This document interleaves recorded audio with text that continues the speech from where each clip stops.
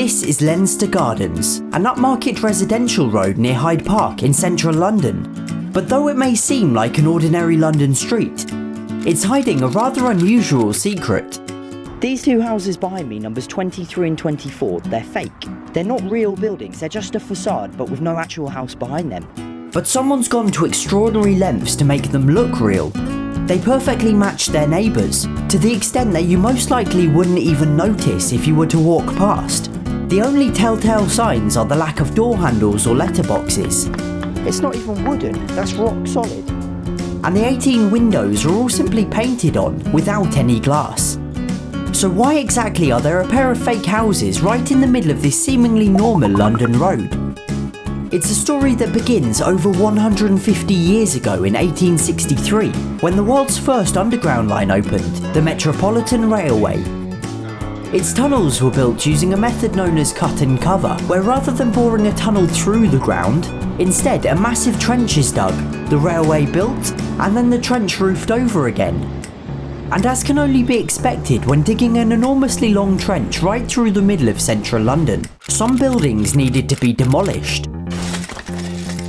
And 5 years later, when the line was extended to include a section between Paddington and Bayswater, Leinster Gardens found itself directly in the path of destruction.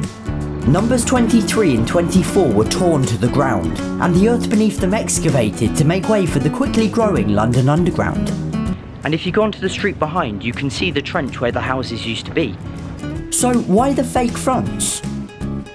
Well, this particular stretch wouldn't be recovered.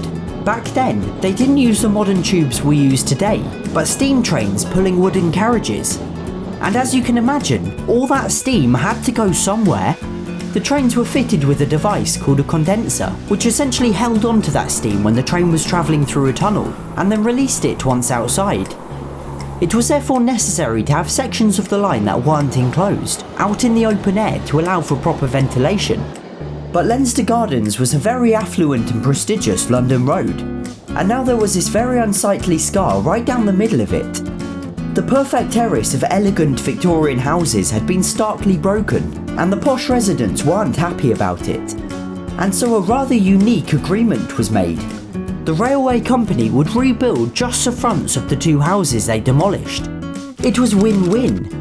The Metropolitan Railway got what it wanted, an open-air section for their trains to let off steam, and the residents no longer had to look at it, and had their pristine and uninterrupted row of ornate houses restored to its original glory.